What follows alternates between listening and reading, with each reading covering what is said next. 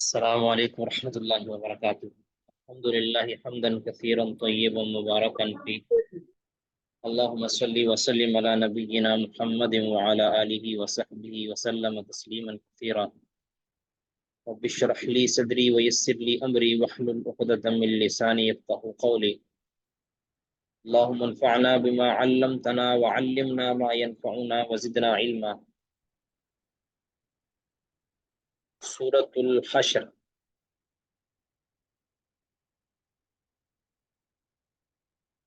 سورۃ حشر یہ مدینہ کی سورت ہے، اور اس کا جو شان نزول ہے اس کے اندر بڑی تفصیل کے ساتھ حدیث میں بات ہو چکی ہے، اور صحیح مسلم میں جب میں نے پڑھا تھا ادھر بھی غزوات والے چیپٹر کے اندر اس کے اندر بات ہو چکی تھی۔ اس کو سورۃ النذیر بھی کہتے ہیں، سورۃ النذیر، نون ضاد یا را۔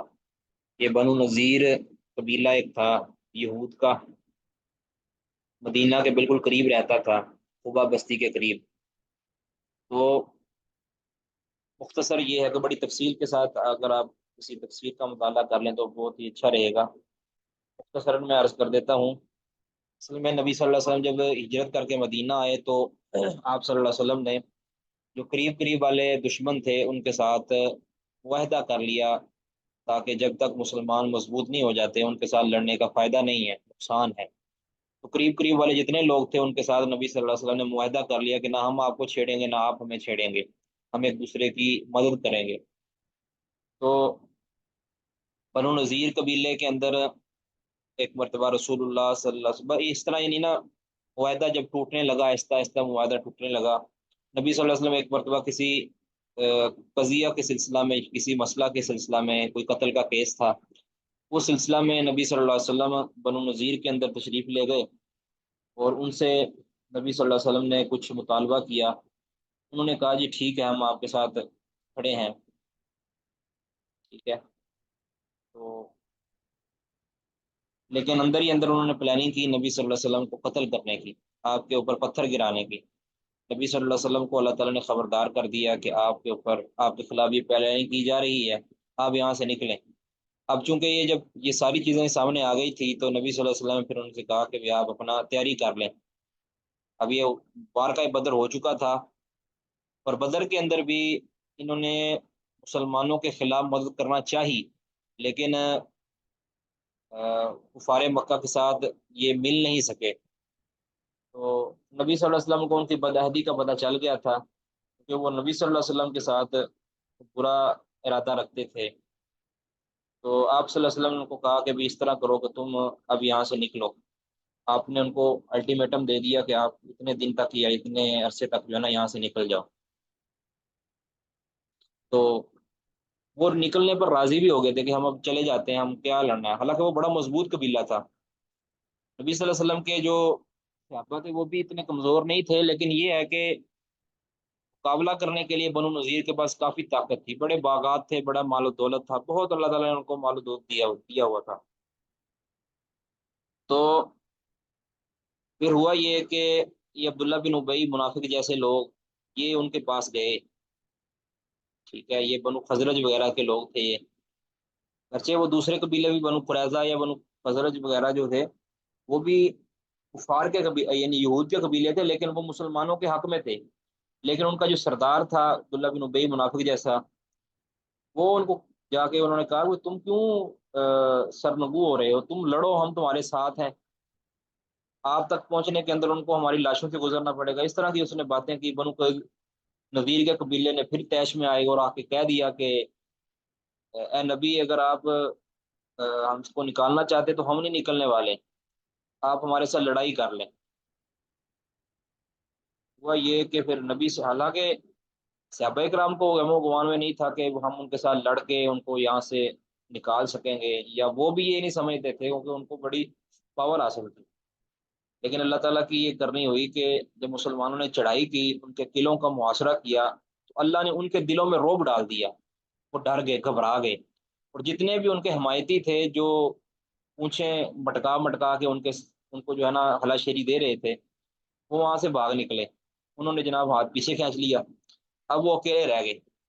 अब एक तो अकेले रह गए, दूसरा किला के अंदर बंद हो गए, मुहासरा मुसलमानों ने कर लिया। अल्लाह ने ऐसा रोब डाल दिया, मुसलमानों को भी उम्मीद नहीं थी कि इतनी जल्दी इनके साथ इनसे जो है वो जान छूट जाएगी।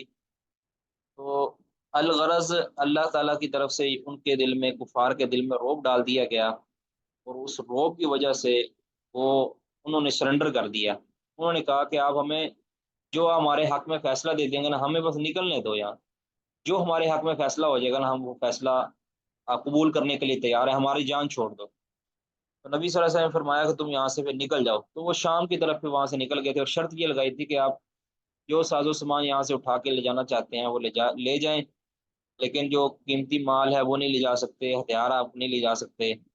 जो आप ला सकते हैं मवेशी वगैरह वो वहां से ले जा सकते हैं, तो ले जाएं। आपने कुछ दिनों का टाइम उनको दे दिया कि यहाँ से बस निकल जाओ, आपका यही काम। तो इसकी पूरी तफसील हमने जो हमारा सही मुस्लिम वाले किताब थी, सही मुस्लिम के अंदर जो किताब सीयर वगैरह थी, उसमें मुकम्मल इसका हमने पढ़ लिया। तो आप उसको सुन लें या वहाँ से मुताला कर लें, तो इंशाल्लाह काफ़ी रहेगा। तो इस सूरत के अंदर इसी चीज़ का बयान हुआ है कि सूरत हश्र, हशर का मतलब लश्कर भी होता है, यानी लश्कर, लश्कर उनके ऊपर उमड़ आए, या ये भी हो सकता है कि लश्कर का मतलब यहाँ मुठ भीड़ है, तो उनका जो सामना हुआ मुसलमानों के साथ, यहाँ से कूच करना भी है कि अब इखराज इसको कहते हैं, इखराज, ये भी इसका माना हो सकता है। और बनु नज़ीर, सही बुखारी के अंदर है ना, सईद बिन जुबैर, इनके उस्ताज कौन है भला तफसीर के अंदर? इनके उस्ताद सईद बिन जुबैर के तफसीर के अंदर उस्ताद कौन है, कौन बताएंगे?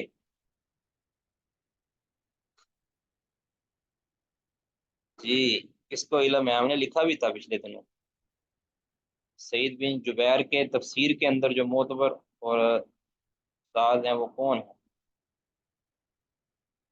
जी, अब्दुल्ला बिन अब्बास।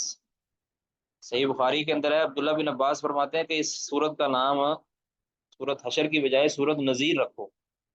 सूरत नज़ीर भी इसका नाम है, सूरत हशर भी है। तो चूंकि सैयदना अब्दुल्ला बिन अब्बास ये समझाना चाहते थे कि इसमें बनो नज़ीर कबीला जो है उनकी तबाही का जिक्र है, तो इसलिए इस पर इसको सूरत नज़ीर नाम है। हालांकि ये नाम रसूलुल्लाह सल्लल्लाहु अलैहि वसल्लम ने दिया हुआ है, हशर भी इसका नाम और सूरत नज़ीर भी इसका नाम, दोनों नाम इसके हो सकते हैं। जी, इस सूरत के जो बड़े मकासद ये हैं, यहूद की तो मजम्मत, और यहूद और मुनाफिकीन का जो अल्लाह ताला ने बुरा हशर किया, अल्लाह ताला ने अपनी ताकत और पावर के जरिए उनको जो नेस्तो नाबूद किया, उसका इजहार है। और मुसलमानों की कुव्वत के सामने, मुसलमानों की यगानगत के सामने उनकी जो कह लें कि जमईयत रेजा रेजा हुई है ना, यानी जो उनके इकट्ठ टूटे हैं, उसका इजहार इस सूरत के अंदर बताया गया कि जितने भी इनके जो हलीफ और इनके हिमायती थे, जो यहूद जो कस्में उठा उठा के इनके हक में नारे मारते थे, वो सारे के सारे तितर बितर हो गए जब मुसलमानों की जमात को देखा। ठीक है। और इस पर फिर वो हमने पढ़ा भी था, सही मुस्लिम के अंदर भी, सही बुखारी के अंदर भी है कि अशार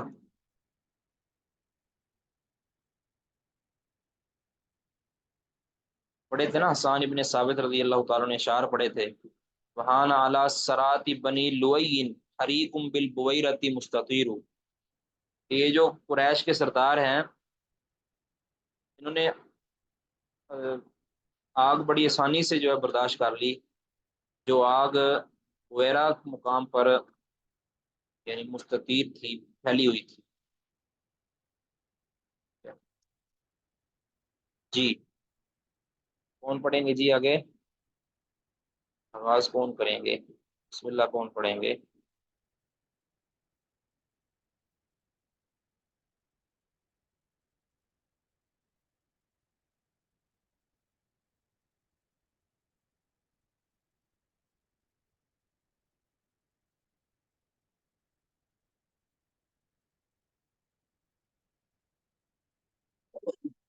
क्या बात है।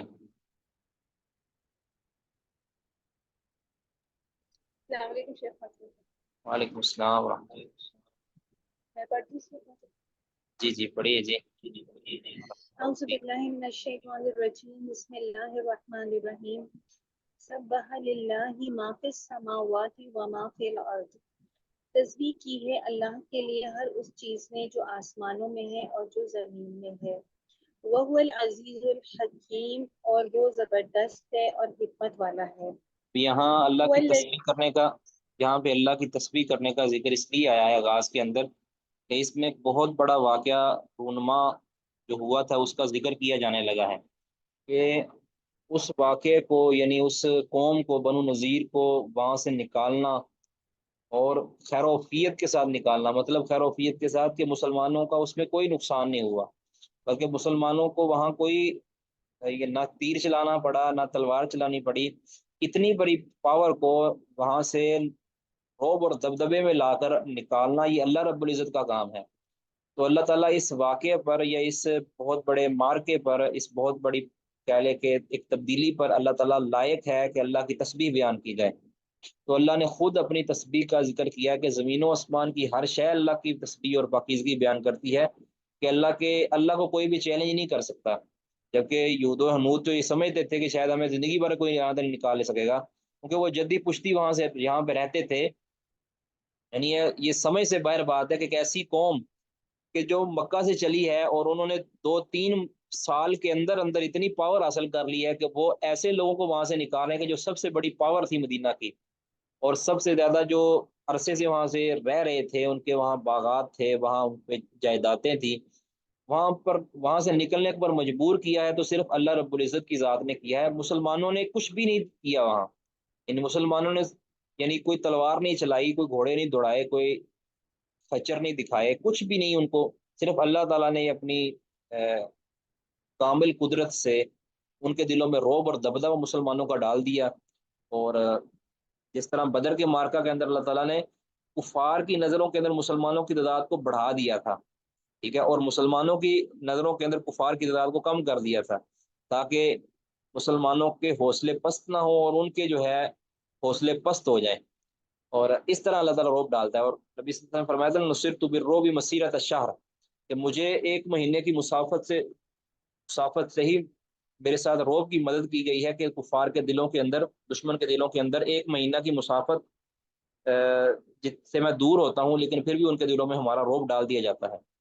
تو اللہ تعالیٰ اس واقعہ پر تسبیح کا لائق ہے، اس لیے زمین و آسمان کی ہر شے تسبیح بیان کرتی ہے۔ وہو العزیز الحکیم، اور اللہ تعالیٰ غالب ہے، یعنی اللہ تعالیٰ کو کوئی مغلوب نہیں کر سکتا۔ اللہ تعالیٰ جو آگے آنے والا واقعہ ہے، سانحہ ہے، اس پر اللہ تعالیٰ پوری طرح غالب تھا، کوئی اللہ تعالیٰ کو شکست نہیں دے سکتا تھا۔ الحکیم، اللہ تعالیٰ کا جو ہر معاملہ ہے وہ تدبیر کے مطابق ہے، حکمت کے مطابق ہے، اس میں کوئی بھی چیز کوئی بھی جھول نہیں ہے۔ جی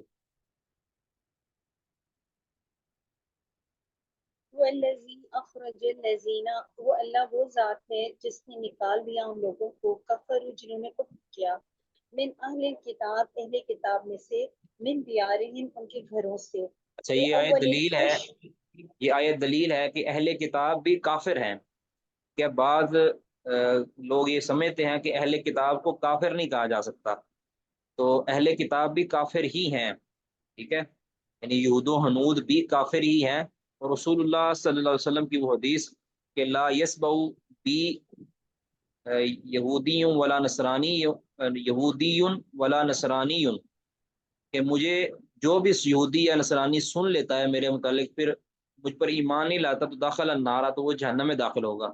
اس طرح صورت بینہ کے اندر بھی اللہ تعالیٰ نے فرمایا ہے کہ جو مشرکین کافر یہود اور مشرکین کیسے ہے، ان الذين كفروا من اهل الكتاب والمشركين في نار جہنم خالدین فیہا اولئک هم شر البریہ، کہ جو اہل کتاب میں سے کافر ہیں اور جو مشرکین میں سے کافر ہیں وہ جہنم میں رہیں گے ہمیشہ ہمیشہ کے لیے، اور یہ سب سے بری مخلوق ہے۔ تو یہ ثابت ہوا کہ اہل کتاب بھی کافر ہیں جب تک کہ وہ رسول اللہ صلی اللہ علیہ وسلم پر ایمان نہیں لے آتے۔ اچھا، فرمایا کہ ان الذین هو الذی اخرج الذین کفروا من اہل الکتاب من دیارہم، اللہ وہ ذات ہے، یعنی اللہ تعارف کے لائق ہے کہ جس نے کفار کو نکالا، روب ان کے دلوں میں ڈال کر، اہل کتاب میں سے، मिन दियारिहिम, उनके घरों से, ये वो ऐसे घर के जिनके साल हा साल से वो वहां बसते थे। लिअव्वलिल हश्र, पहली बार निकालना। ठीक है, इसके कई एक मानी किए गए हैं। लिअव्वलिल हश्र, बाद ने कहा है कि अव्वल पहला जो मुसलमानों ने जब लश्कर कशी की है उसी वक्त उनको निकाल दिया, ये भी मुराद लिया गया है। लिअव्वलिल हश्र, पहली बार निकलना, यानी उनका जिंदगी के अंदर पहली बार वहां से जो है ना खरूज हुआ था। ठीक है, तो लिअव्वलिल हश्र, पहला निकलना उनका, ये अल्लाह ने निकाला है। जी। तुम नहीं, तुमने गुमान किया अन के यखरुजू, वो निकल जाएंगे, वज़न्नु, और वो समझ रहे थे, अन्नहुम मानिअतुहुम, मानिअतुहुम, कि बेशक वो बचाने वाले हैं उनको, हुसूनुहुम, इनके किले, मिन अल्लाहि, अल्लाह से, हुसूनुहुम, उनके किले, मिन अल्लाहि, अल्लाह से, फ़अताहुमुल्लाहु, तो बस आया उनके पास अल्लाह, मिन हैसु, जहां से लम यहतसिबू, उन्होंने ख्याल ही न किया, जी। वक़ज़फ़ फी अच्छा, क़ुलूबिहिम, ये और उसने डाल यहाँ दिया। अल्लाह ताला ये बयान फरमा रहे हैं कि तुम्हें तो खुद भी गुमान नहीं था, या मुसलमानों, तुम्हें खुद भी नहीं यकीन था कि वो निकल जाएंगे वहां से। यानी तुम्हारा इरादा था कि हम अल्लाह के रसूल सल्लल्लाहु अलैहि वसल्लम के हुक्म से लड़ रहे हैं, अब हमारी लड़ाई होगी, लड़ाई होने के बाद कुछ फैसला होगा। यानी तुम्हें यकीन गालिब नहीं था, ये जन गालिब नहीं था कि ये यहाँ से निकल जाएंगे, बल्कि तुम भी कह रहे थे कि हमारी लड़ाई होगी। जबकि अल्लाह, इनको भी ये यकीन था, वन्नु अन्नहुम मानिअतुहुम हुसूनुहुम मिन अल्लाह, कि हमारे जो किले हमें कोई नुकसान नहीं पहुंचा सकते, अल्लाह से हमें बचा लेंगे ये। जबकि ये ख्याल बहुत ही फासद ख्याल था। तो अल्लाह ताला फरमाते हैं फ़अताहुमुल्लाहु मिन हैथु लम यहतसिबू, तो अल्लाह उनके पास आया, यानी अल्लाह का जो फैसला उनके पास आया, वहां से आया कि जहां से उनको गुमान भी नहीं था। यानी फैसला कैसे आया कि उनके दिलों में अल्लाह ने रौब डाल दिया, डर डाल दिया। तो ये डर, ये कोई भी दुनिया की ताकत इसको पैदा नहीं कर सकती अल्लाह के अलावा। जी। वक़ज़फ़ फी क़ुलूबिहिम, और उसने डाल दिया उनके दिलों में, अर्रुब, रोब, युख़रिबून बुयूतहुम, वो बर्बाद कर रहे थे अपने घरों को, बिअयदीहिम, अपने हाथों से, व अयदिल मुमिनीन, और मोमिनों के हाथों से, फ़अतबिरू या उलिल अबसार, बस इबरत पकड़ो ए आंखों वालों। हाँ, यहाँ युखरिबून बुयूतहुम बिअयदीहिम, यानी जब वो निकल रहे थे ना, तो जाहिर है वो कुछ ना कुछ सामान इकट्ठा कर रहे थे, तो अपने घरों को खुद ही खुद तोड़ रहे थे, अपने खजूरों के दरख्तों को, ताकि वो मुसलमानों के पास ना रहें। यानी इस तमन्ना के साथ कि मुसलमान उससे कहीं फ़ायदा ना उठा लें, इसलिए वो अपने हाथों से ही अपने किए हुए सारे अमाल को, अपने किए हुए सारी जमा पूंजी को तबाह कर रहे थे। तो आगे फिर मुसलमानों ने भी उसको तबाह किया। ये तबाह क्यों किया? ये अल्लाह के हुक्म से किया है। ठीक है, दरअसल उनको ये मजबूर करना था। जब किलों में वो बंद हो गए तो मुसलमानों ने बाहर, वैसे तो आम दस्तूर यही है जंग का, कि जंग के अंदर जो है हत्तल वसा, कोई भी खून खराबा, हत्तल वसा, कोई भी दरख्तों को जलाना, गिराना, दीवारों को गिराना, इमारतों को नुकसान पहुंचाना, ये जायज़ नहीं है असल ये। लेकिन अगर हालात ज़रूफ का तकाजा हो तो फिर ऐसा काम किया भी जा सकता है। अल्लाह ताला ने ये कहा था, इजाज़त दी थी कि यहाँ तुम इनके दरख्तों को, जो बिल्कुल यानी उम्दा दरख्त थे और फल के लायक थे और बड़ा उम्दा माल था, तुम उसको खराब कर सकते हो, तुम उनको जला सकते हो, गिरा कर सकते हो। तो उन्होंने ऐसा ही किया, मुसलमानों ने भी किया और उन्होंने खुद भी किया। या तो उन्होंने जाते जाते किया, या फिर उन्होंने खुद होने दिया। नहीं, जब मुसलमान कर रहे थे तो गोया उन्होंने होने दिया, और जो ताखीर की है उन्होंने सरेंडर करने की, वो गोया उन्होंने मुसलमानों का जो, गोया मुसलमानों को जो उन्होंने मौका दिया है जलाने का या गिराने का, वो खुद उन्होंने दिया है। अगर वो खुद पहले बात मान जाते, सब मुकू हो जाते, तो फिर मुसलमानों के हाथों ही वो चीज़ें ख़राब ना होती। तो युखरिबून बुयूतहुम, अपने घरों को ख़राब कर रहे थे, तबाह कर रहे थे, नाबूद कर रहे थे।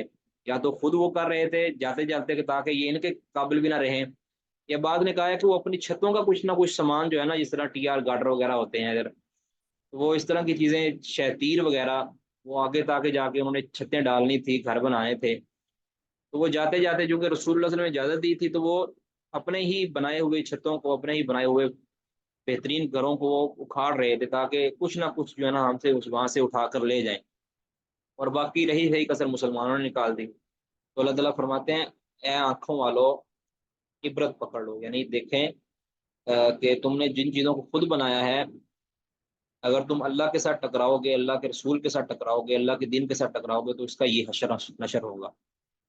जी।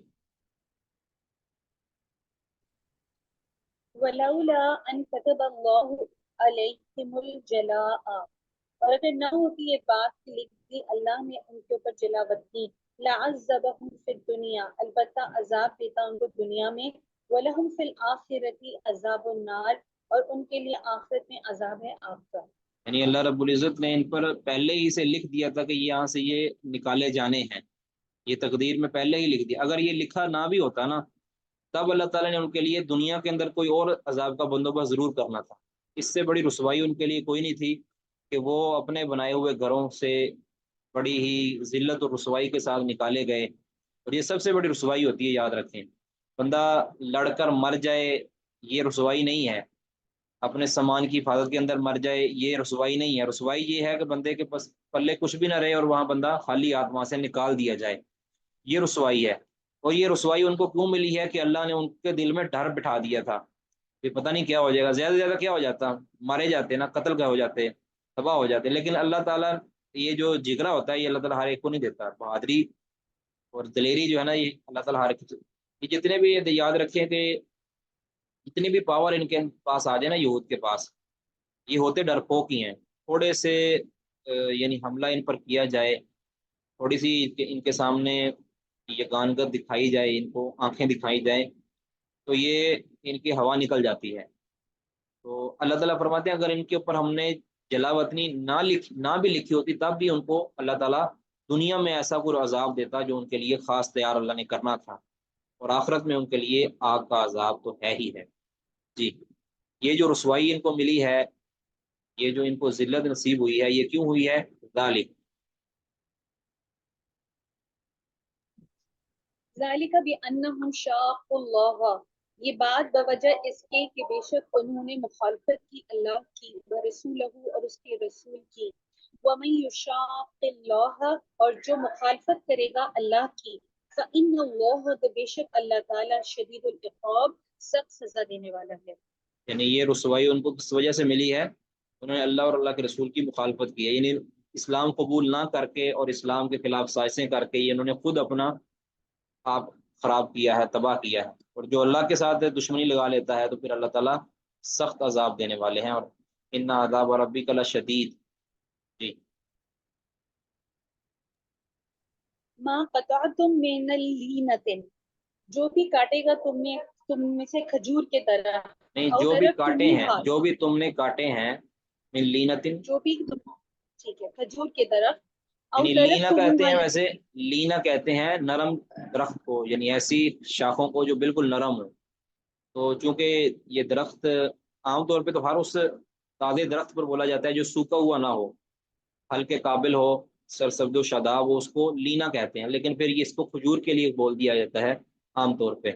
तो लीना मतलब खजूर के जो ताज़ा दरख्त तुमने काटे हैं, अव तरक्तुम, या जिनको तुमने छोड़ दिया है, काइमतन अला उसूलिहा, अपने जड़ों पर कायम। जी। जो भी दरख्त तुमने तोड़े हैं, काटे हैं, जलाए हैं, या उनको छोड़ दिया है, उसको उसको माफ कर दिया है, तो फबी इज़्निल्लाहि, तो ये अल्लाह के इज़न से था, अल्लाह की इजाज़त से था ये सब कुछ। वली युखज़ियल फासिकीन, और इसलिए था ताकि रुसवा हो जाए फासिक लोग, यानी मुराद यहूदो हनूद, यहूद वगैरह ये जो है ना, रुसवा हो जाए। अब जब ये सारा कुछ कर लिया ना, जंग मुसलमान, जंग तो ये हुई नहीं, जो ये मार्का हुआ था, ये मुसलमानों के हक में आ गया और सारा कुछ मिल गया। अब वो जो है ना, यहूद या जो बचे हुए यहूद थे, अब्दुल्ला बिन उबई मुनाफिक जैसे, वो कहने लगे मुसलमानों को भी, तुम तो बड़े कहते थे कि हम जंग के अंदर पौधों को नहीं उखाड़ते, अब दरख्तों को नहीं जलाते, ये तुमने खुद क्या किया है?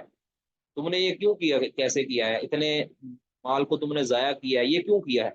अब मुसलमानों के दिल में एक एक खलश सी पैदा हुई। तो अल्लाह ताला ने फिर तसल्ली के लिए और अल्लाह ताला ने इसकी जस्टिफिकेशन के लिए उनके लिए ये हुक्म नाजिल कर दिया कि जो तुमने ये किया है, ये अल्लाह के इज़्न से ही किया है, اور رسول اللہ صلی اللہ علیہ وسلم نے چونکہ ان کو حکم دیا تھا کہ تم ایسا کرو، تو یہ جو تم نے کیا ہے یہ ایک جنگی حکمت عملی کے تحت اللہ کے حکم سے ہوا ہے، اس پر تمہیں پریشانی ہونے کی ضرورت نہیں ہے۔ اس کے پیچھے حکمت یہ ہے کہ اللہ تعالیٰ خاصوں کو رسوا کرنا چاہتا تھا کہ یہ دیکھو تمہارے مال تمہارے سامنے رسوا تباہ ہو رہے ہیں، تم ان کے لیے چھپے ہوئے بیٹھے ہو، تم اپنے مال کا دفاع کرنے کے لیے نہیں آتے ہو۔ اللہ تعالیٰ نے چونکہ ان کے دلوں میں ڈر بٹھا دیا تھا، اس لیے ان کی رسوائی ان کے ہاتھوں ہوئی۔ تو یہ اس مسلمانوں کے دل میں پیدا ہونے والے اس خیال کو رفع کرنے کے لیے اللہ تعالیٰ نے یہ بات بیان فرما دی ہے۔ پہلے عرض کیا کہ ویسے تو اصول یہی ہے کہ جنگ کے اندر دشمن کے چاہے علاقہ ہو یا کسی کا علاقہ ہو، وہاں پہ بلا وجہ چیزوں کو نقصان نہیں پہنچانا۔ ہاں، اس آیت کی روح سے یا اس عمل کے روح سے ہم یہ کہہ سکتے ہیں کہ جہاں کہیں اس طرح کا موقع بن جائے کہ کفار کو کمزور کرنا مقصود ہو، تو ان کے مال کو ضائع بھی کیا جا سکتا ہے تاکہ وہ کمزور ہو جائے۔ جی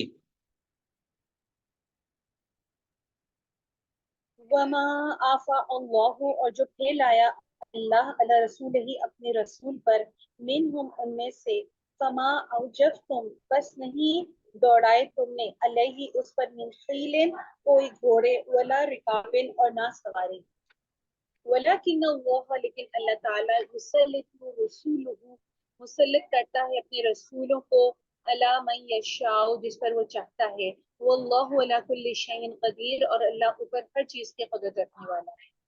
ہاں جی، اب اس چیز کا فیصلہ ہونا تھا کہ یہ جتنا مال اللہ تعالیٰ نے دیا ہے مسلمانوں کو، اب یہ مال کن کا ہے؟ ٹھیک ہے، اس سے پہلے تو ایسا مال مسلمانوں کو نصیب نہیں ہوا تھا، اتنا کثیر مال اور اس طرح کا مال کے بغیر مار کے حاصل ہوا ہو۔ تو یہ فیصلہ کرنا تھا کہ یہ تو اللہ تعالیٰ فرما رہے ہیں کہ مسلمانوں تم نے تو اس پہ کوئی کوشش نہیں کی، یعنی تمہاری جو جنگ اس پہ ہوئی نہیں ہے، تو لہٰذا تمہارا اس میں حصہ کیا؟ نہ تم نے اس پر گھوڑے دوڑائے ہیں، نہ اس پہ تمہاری تلواریں چلی ہیں، نہ تمہارے خون بہے ہیں، نہ تمہیں کوئی خطرہ لاحق ہوا ہے۔ تو یہ تو اللہ تعالیٰ نے خاص ان کے دلوں میں رسوائی ڈال دی تھی، اس وجہ سے وہ اپنے مال کو چھوڑ کر دستبردار ہو گئے۔ تو وما افا اللہ، جو اللہ تعالیٰ نے لٹا دیا ہے، افا کا معنی ہوتا ہے، فا کا معنی ہوتا ہے لوٹنا، اور افا کا مطلب ہے لوٹانا۔ ٹھیک ہے، تو لوٹانا اس معنی اس کے اندر کہا جا سکتا ہے کہ اصل یہ ہے کہ ان الارض یرثها ان الارض للہ یرثها من عبادہ، اس طرح کی کوئی آیت ہے کہ یہ زمین صرف اللہ کی ہے اور اللہ تعالیٰ جس کو چاہتا ہے اس کا وارث بناتا ہے۔ تو اصلاً یہ ہے، یہ زمین یا جو اس میں زر یا مال ہے یہ مسلمانوں کا ہے۔ جی، اصل یہ ہے کہ یہ زر سامان جو دنیا میں سارا مسلمانوں کا ہے۔ اب اگر کسی کافر کے قبضہ کے اندر ہے، تو اگر کسی ایسے مارکے کے ذریعے مسلمانوں کے ہاتھ وہ مال لگتا ہے، تو گویا وہ مسلمانوں کی طرف لوٹ آیا ہے۔ تو جو اللہ نے لوٹایا ہے اپنے رسول پر جو بھی مال، تو فما اوجف تم، تو یہ یاد رکھو کہ ان پر تم نے کوئی گھوڑے نہیں دوڑائے، یعنی ان پر کوشش نہیں کی تم نے، نہ ان پر تم نے سواریاں مطلب اونٹ وغیرہ دوڑائے ہیں، تو یا اونٹوں پر جو سامان لادا جاتا ہے اس طرح مشکل کے ساتھ، تم نے کوئی محنت مزدوری اس میں نہیں کی، نہ تم نے کوئی خوف اٹھایا ہے۔ تو آگے فرمایا کہ وَلَٰكِنَّ اللَّهَ يُسَلِّطُ رُسُلَهُ عَلَىٰ مَن يَشَاءُ، اب یہ اللہ رب العزت جس کو چاہتا ہے، جس پر چاہتا ہے اپنے رسولوں کو مسلط کر دیتا ہے، ان پر قابض کر دیتا ہے، تو اللہ تعالیٰ ہر چیز پر قادر ہے۔ تو اس لیے تمہارا اس کے اندر جو جنگی حصہ تھا وہ نہیں ہے، اب اللہ کے رسول کے پاس ہے، جس کو دے دیں۔ اور یسالونک عن الانفال قل الانفال للہ وللرسول، جو نفل یعنی جو مال فے ہے وہ اللہ اور اللہ کے رسول کا حصہ ہے۔ ٹھیک ہے، اور جو دوسرا ہوتا ہے مال جس کے اندر مارکا ہوتا ہے، جس کے اندر گھوڑے دوڑتے ہیں، جس کے اندر ہتھیار چلتے ہیں، اس کے اندر پھر اس کے اندر فَإِنَّ لِلَّهِ خُمُسَهُ، تو اس کے اندر اللہ کا خمس ہے، اللہ کا خمس ہے، اس کے اندر اللہ کے رسول کا خمس ہے، اس میں پانچواں حصہ اللہ اور اللہ کے رسول کا ہے، اور باقی چار حصے مجاہدین میں تقسیم ہوں گے۔ اس کی پوری تفصیل ہم نے جب کتاب الجہاد ہم نے پڑھا تھا صحیح مسلم میں، اس میں بتا دی تھی کہ جو مال غنیمت بنتا ہے اس کے اندر 5 حصے کیے جائیں گے، ایک حصہ اس میں سے माल गनीमत यानी मुसलमानों के जो अमीर हैं उनके हवाले किया जाएगा, वो उसको जहाँ पे चाहेगा खर्च करेगा। और जो बाकी 4 हिस्से हैं उसको मुसलमान मुजाहिदीन के अंदर तकसीम किया जाएगा। उस तकसीम के साथ के जो शरी तकसीम है उसकी फिर आगे तफसील है कि जो घुड़सवार है उसके घोड़े को 2 हिस्से दिए जाएंगे और उस सवार को एक हिस्सा मिलेगा, और जो घुड़सवार नहीं है प्यादा है उसको एक ही हिस्सा मिलेगा। इस तरह की तकसीम जो है वो की जाती है। तो बाकी जो माल फै है जिसके अंदर किसी का कोई हथियार नहीं लगता, कोई गोली बारूद नहीं चलता, तो वो सारे का सारा माल गनीमत माल यानी सॉरी हाकिम वक़्त के पास जाता है। बैतुल माल का हिस्सा होता है, वो उसके अंदर जिसको चाहता है खर्च करता है, वो जब चाहता है जितना चाहता है खर्च करता है। उसके अंदर मुजाहिदीन का बतौर मुजाहिद हिस्सा नहीं होता, बल्कि उसके अंदर अकरबा का, युतामा का, मसाकीन का और गरीबों का, मसाकीन का, इनका हिस्सा होता है। तो वो जैसे आम जो बैतुल माल के अंदर मुसलमानों बैतुल माल को मुसलमानों की मसालिह के अंदर खर्च किया जाता है, इस माल को भी उसके अंदर खर्च कर दिया जाता है। इसके अंदर हाकिम वक्त अगर किसी को देना चाहे दे दे तोहफा, नहीं देना चाहता तो वो ना दे, कोई ये नहीं कह सकता कि हमें क्यों नहीं दिया गया। तो जी बस जी इसी पर इत्तेफाक करें। बाकी आगे लंबी बात है तो फिर इंशाल्लाह हम बाद में कल इंशाल्लाह। किसी का कोई सवाल यहाँ तक? किसी का भी कोई सवाल नहीं?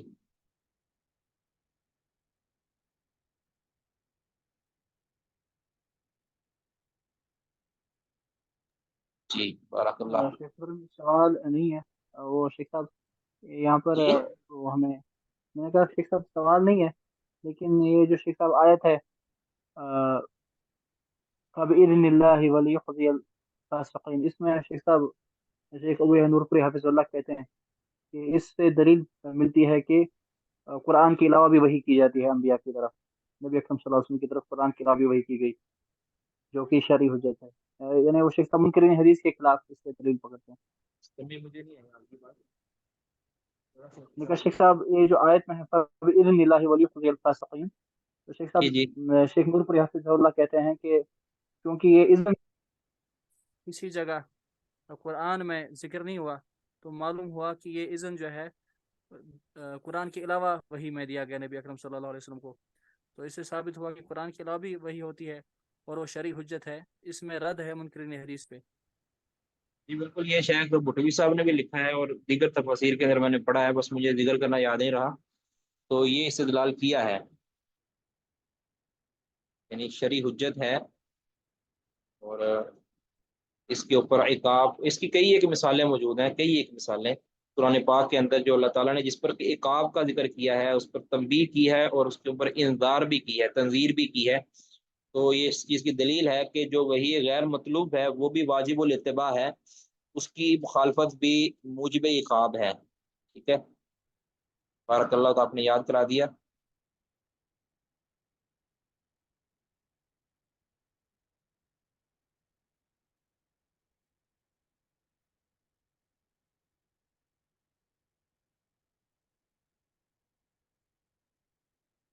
जी ये है हिदायतुल मुजतहिद, इसको क्या कहते हैं? हिदायतुल मुजतहिद। आपको मुजतहिद बनाने का जो इब्तदाई सामान है तैयार किया जा रहा है। ठीक है, तो इसका कोई इसके मुताल्लिक किसी का कोई सवाल है तो वो कर सकते हैं जी। फिलहाल जितना सबक हमने पढ़ लिया है, अब इसका जो मुकद्दमा का जो इंशाल्लाह हमारा ये आखिरी सबक होगा, और ये यानी खुलासा है, समझ लें पिछला जितना पढ़ा है ना उसका ये खुलासा समझ लें आप, कि जो इख्तलाफ के असबाब है ना, वो कुल्ली असबाब कितने हैं। अभी तक जो किसी का सवाल है तो वो कर सकते हैं यहाँ तक।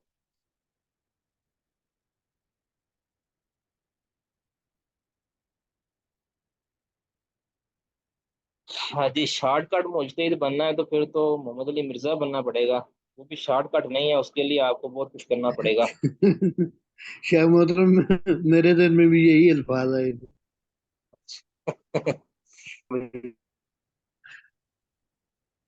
अच्छा,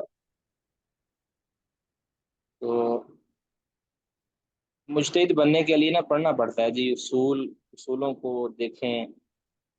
मुजतहिद आमतौर पे हम कह देते हैं, मुजतहिद बनना कोई आसान काम नहीं है। मुजतहिद बहुत मुश्किल काम है, बहुत ही मुश्किल काम है। लेकिन इसके बावजूद मुजतहिद से गलतियां होती ही मुजतहिद से, याद रखें, मुकल्लिद से कहाँ गलतियां होती हैं। वो तो नकल के अंदर उससे साफ होता है, बाकी गलती होती ही मुजतहिद से है, जो इज्तिहाद करता है। और जो मुजतहिद होता है उसका बैक वक्त कुरान की अहकाम वाली आयात है, कम अज़ कम उस पर अबूर होता है उसको। वो अरबी पर महारत रखता है। वो फुकहा के जो उसूल है उनके अंदर कौन से उसूल सही हैं कौन गलत हैं, वो भी उस पर भी उसको दस्तरस होती है। हदीस के सेहत व ज़ौफ़ के हवाले से उसके पास इल्म होता है, क्योंकि आप जानते हैं कि जो फिक्र है ना, इसकी अक्सर जो चीज़ें हैं वो या तो अहादीस के साथ मुतल्लिका हैं या आसार के साथ मुतल्लिका हैं। जो जिसके पास सनद ही नहीं होगी, सनद का इल्म नहीं होगा, वो ना तो हदीस के मुतल्लिक कोई खातिर खा राय दे सकेगा और ना ही आसार के मुतल्लिक। और जब उसके पास हदीस का सही और ज़ौक़ का इल्म नहीं होगा, अगर वो किसी ज़ईफ़ हदीस के ऊपर कोई बुनियाद खड़ी कर देगा तो फिर वो बुनियाद ही कमज़ोर होगी। उसके ऊपर जो उसूल वज़ा करेगा फिर वो उसूल ही कमज़ोर होगा। इसलिए अ, जिन लोगों ने ये काम किया है ना, याद रखें कि पहले उन्होंने मसाइल वज़ा कर लिए और बाद में अपने उसूल वज़ा कर लिए, तो उन्होंने बहुत बड़ी खता खाई है। उनके उसूलों के अंदर तारुज़ पाया जाता है। और जिनके पास पहले उसूल थे या जिनके पास पहले दलाइल थे, फिर उन्होंने वहां से अहकाम वज़ा किए हैं, उनके अंदर गलती का इम्कान बहुत कम रहा है। वाकई जो याद रखें कि ये जो उसूल फिक्र है ना, ये काम की बात आपको बताने लगा हूँ। उसूल फिक्र जो है ये एक ऐसा इल्म है कि जिसको जिसको हम सानवी नहीं सालसी दर्जा देंगे। सानवी नहीं सालसी दर्जा देंगे। पहला दर्जा तो वो है ना, उसूल फिक़ह का मकसद क्या होता है कि किसी ऐसे हुक्म को मालूम करना कि जो हुक्म शरीयत के अंदर मौजूद हो, शरह के अंदर मौजूद हो, या वो वाज़े मौजूद हो या वाज़े मौजूद ना हो, तो उसकी हमने तकसीम करनी है। या अगर वाज़े भी मौजूद नहीं है और हमें नज़र भी नहीं आ रहा, तो उसके जो क्यास वगैरह के ज़रिए या दलालत लफ्ज़ी के ज़रिए हम उसको उसके ऊपर शरई हुक्म लगा सकते हैं। ये उसूल फ़िक़ह का ये सूद होता है। यानी शरीयत के जो हुक्म के मुतालिक हमारी रहनुमाई हासिल हो जाए, वो किस तरह होती है, वो उसूल फ़िक़ह उसके लिए मुरतब किए जाते हैं। लेकिन याद रखें कि इसकी हैसियत सानवी नहीं है बल्कि सालसी हैसियत है। ये क्यों सालसी है, ये हम इंशाल्लाह अर्ज करेंगे। बाज़ लोग ये है कि वो इसको सानवी हैसियत देकर शरीयत के दलाइल तक खुद पहुंचने की कोशिश करते हैं।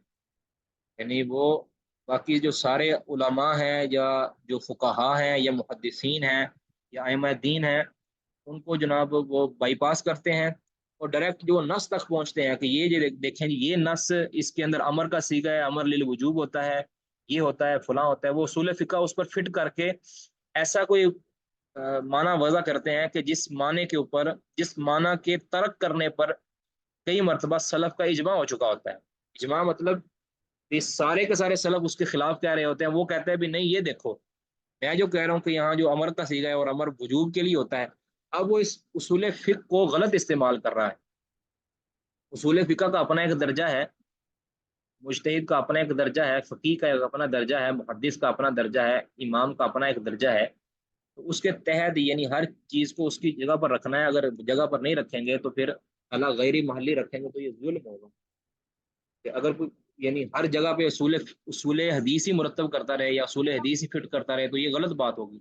तो हर जगह पे उसूल तफसीरी मुरतब वज़ा करता रहे या उसके ऊपर उसूल तफसीर ही फिट करता रहे, तो ये गलत बात होगी। इस तरह उसूल फ़िक़ह भी है। तो इससे बड़ी गलती ये हुई है कि जब फ़िक़ह को जो है ना सिर्फ और सिर्फ इज्तिहादी मसाइल के साथ खास कर लिया गया है। ठीक है, इज्तिहादी मसाइल के साथ जो फ़िक़ह को खास कर लिया गया, ये सबसे बड़ी गलती है। ये अकीदे के साथ ताल्लुक भी रखती है। फ़िक़ह तो मतलब है, इसका माना है कि समझ। तो अब उसूल फ़िक़ह اصول عقائد جو ہیں وہ بھی اصول فقہی ہوں گے. پھر اس اعتبار سے فقہ کا مطلب دین کی سمجھ. من یرید اللہ بہ خیرا یفقہہ فی الدین. ٹھیک ہے, یفقہہ فی الدین. پھر اور بھی دلائل ہیں جس کے اندر فقہ دین سے مراد کیا ہے, صرف اجتہادی مسائل نہیں ہے, یا یہ جو احکام اور یا طہارت یا پاکی کے یا حرام اور حلال کے مسائل نہیں ہیں, صرف عقائد کے مسائل بھی, منہج کے مسائل بھی اس کے اندر آتے ہیں فقہ کے اندر. فقہ الدین, فقہ اسلام. ٹھیک ہے, یہ ایک الگ بات ہے. اب فی الحال ہم اس کو پڑھتے ہیں کہ یہ پیچھے جتنے بھی اختلافات ہم نے پڑھ لیے ہیں اب ان کو جو ہے وہ خلاصہ کر کے نا وہ کہتے ہیں کہ واما اسباب الاختلاف, یہ نیچے سے چوتھی لائن, واما اسباب الاختلاف بالجنس فستۃ, جنس کے اعتبار سے یعنی مجموعی اعتبار سے آپ کہہ لیں کہ اختلاف کے جو اسباب ہیں وہ 6 ہیں, یعنی 6 وجہ سے فقہا کے درمیان اختلاف واقع ہوتا ہے کسی بھی شرعی حکم کے اندر. ٹھیک ہے, 6 طرح کا اختلاف ہوتا ہے. اب یہ سمجھ لیں تو انشاءاللہ بات واضح ہو جائے گی. نمبر 1, پہلی طرح کا اختلاف کیا ہو سکتا ہے کہ تردد الفاظی, الفاظ کی گردش, الفاظ کا متردد ہونا بین ہذہ طرق الاربع, ان 4 طرق کے درمیان. ٹھیک ہے, ان 4 جو طرق, کون سے 4 طرق آگے اس کی وضاحت کر رہا ہے. آنی میری مراد بین ان یکون اللفظ عاما یراد به الخاص, کہ اس کے اندر اختلاف ہوتا ہے کہ کوئی لفظ عام بولا جائے اور اس کی مراد خاص لی جائے, او خاصا یراد به العام, کا خاص لفظ بول کے مراد عام لی جائے, او عامن یراد به الخاص, یا عام بول کر عام, عامن یراد به العام, عام بول کر عام مراد لی جائے, او خاصا یراد به الخاص, خاص بول کر خاص مراد لی جائے. یہ ہو گئے 3 ہو گئے. او یکون له, او یکون له دلیل خطاب او لا یکون له, یا پھر یہ کہ اس کی اس لفظ کی دلیل خطاب ہے یعنی مفہوم مخالف ہے یا نہیں ہے. ان کے اندر الفاظ کا متردد ہونا کہ ایسا ہے یا نہیں ہے, یعنی یہ لفظ عام ہے اور اس سے مراد خاص لیا گیا ہے, یا کہ اس سے مراد یہ خاص لفظ ہے اور اس سے مراد عام لیا گیا ہے, یا یہ لفظ عام ہے اور اس سے مراد عام لیا گیا ہے, یا کہ یہ خاص لفظ ہے اور اس سے مراد خاص لیا گیا ہے. یعنی اس کے اندر اختلاف ہو جانا کہ فقہا کہیں کہ یہ لفظ عام ہے, ایک کہے یہ عام ہے اور اس سے مراد خاص لیا گیا, دوسرا کہے کہ یہ عام ہے اور اس سے مراد خاص عام ہی لیا گیا. اس طرح کے اختلاف ہو جانا یہ ایک وجہ بنتا ہے احکام کے, شرعی احکام کے اندر اختلاف کی. ٹھیک ہے, حکم شرعی کے اختلاف کی ایک وجہ یہ ہو سکتا ہے, یا یہ کہ اس کا دلیل خطاب ہے یا نہیں ہے, یعنی مفہوم مخالف اس کا ثابت ہوتا ہے یا نہیں ہوتا. سمجھ آ گئی جس کی ایک وجہ اختلاف کی یہ بنتی ہے. وثانی, دوسری وجہ کہتے اختلاف کی یہ بنتی ہے کسی بھی چیز کے حرام حلال جائز ناجائز ہونے کے اندر جو اختلاف کی وجہ بنتی ہے وہ یہ ہو سکتی ہے. دوسری الاشتراک الذی فی الالفاظ, وہ اشتراک جو لفظوں کے اندر ہوتا ہے, لفظی اشتراک, یعنی الفاظ کے اندر کئی معنی پائی جاتے ہیں, کئی معنی کے اندر وہ مشترک ہوتا ہے لفظ, اس کے اندر اشتراک پایا جانا. اب اس لفظ کے اندر جو اشتراک ہوتا ہے اس اشتراک کی وجہ سے تعین نہیں ہو پاتا. کوئی کہتا ہے کہ یہ اس کا معنی ہے, کوئی کہتا ہے اس کا یہ معنی ہے, کوئی کہتا ہے اس کا یہ معنی ہے. تو جب لفظ کے معنی ہی زیادہ ہوں گے تو پھر فقہا کے درمیان اس معنی کو متعین کرنے کے اندر اختلاف ہو گیا ہے, تو اس وجہ سے بھی کہتے ہیں اختلاف پیدا. اب یہ اشتراک الفاظ کے اندر جو ہوتا ہے وذالک اما فی اللفظ المفرد, یا تو یہ اشتراک مفرد لفظ کے اندر ہوتا ہے, یعنی اکیلا ایک مفرد جسے کہتے ہیں, فرد واحد جس کو کلمہ کہتے ہیں. لفظ القرئی, جس طرح قر کا لفظ ہے, یعنی جو قرو کی جمع ہے, قرو کا واحد ہے قر کا لفظ. الذی ينطلق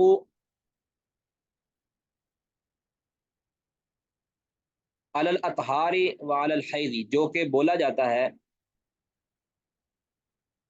علی الاطہار طہر پر بھی, والحیض وعلی الحیض یا حیض یا حیض پر بھی, حیض پر بھی بولا جاتا ہے اور طہر پر بھی بولا جاتا ہے. اب یہ ایک ہی لفظ ہے, اس سے مراد طہر ہے یا کہ حیض ہے. اب یہ جو غالباً شوافی جو ہیں اس سے مراد طہر لیتے ہیں کہ قرو کا لفظ جو ہے نا ثلاثۃ قرو, اس طرح آتا ہے نا کہ ان کی مدت ثلاثۃ قرو, صورت بقرہ کے اندر بھی یہ آتا ہے غالباً, اور یہ صورت طلاق کے اندر بھی آتا ہے کہ ان کی عدت, ٹھیک ہے, वो क्या है, सलासत कुरू, 3 कुरू है। अब कुरू से मुराद, ये कर से मुराद हैद है या तोहर है।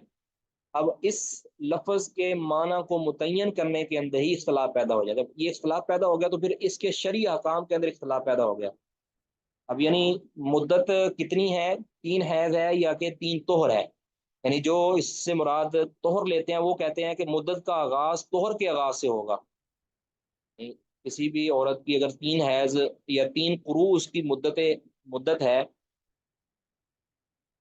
तो फिर इद्दत है, तो फिर उनके मुताबिक अगर मिसाल के तौर पर किसी को तलाक दी गई है, फर्ज किया दौरान हैज तलाक दी गई है, तो फिर उनके नज़दीक, या सॉरी जिनके नज़दीक तोहर से मुराद हैज है, इससे मुराद सॉरी कुरू से मुराद तोहर है, उनके नज़दीक अगर बिल फर्ज दौरान तोहर किसी को तलाक दी गई है तो वो कहते हैं कि अगले जब हैज आएगा, हैज आने के बाद जब तोहर शुरू होगा तब उसकी एक मुद्दत शुरू होगी। और इस तरह हैज वाले भी यही कहते हैं कि जब अगर दौरान हैज तलाक दे दी गई तो वो हैज इद्दत के अंदर शुमार नहीं होगा, बल्कि आइंदा का हैज जब आएगा तो फिर वो इद्दत में शुमार होगा। इस तरह जो इख्तलाफ होने से आगे शरई अहकाम के अंदर इख्तलाफ वाक़या हो जाता है। तो कहते हैं वज़ालिका इम्मा फिल लफ्ज़िल मुफ़रदी का लफ्ज़िल क़र इल्लज़ी युनतलक़ु या यंतलिक़ु अलल अतहारी वल अलल हयवी या अलल हुय्यदी, कि या वो इख्तलाफ या इश्तराक पाया जाता है मुफरद लफ्ज़ के अंदर, जिस तरह के कर का लफ्ज़ है कि जो तोहर और हैज़ दोनों पर बोला जाता है। वकदालिका, और इसी तरह लफ्ज़ुल अम्र, जिस तरह के अमर का लफ्ज़ है, अमर यानी अमर का सीगा, हल युहमलु अलल वुजूबी अविन नदबी, के वो अमर वो वजूब पर दलालत करता है या नदब पर। अब इसके अंदर दोनों, हालांकि अमर का लफ्ज़ जो है ये कई बार वजूब पर दलालत करता है, कई बार इस्तेहबाब पर, और कई बार इबाहत पर।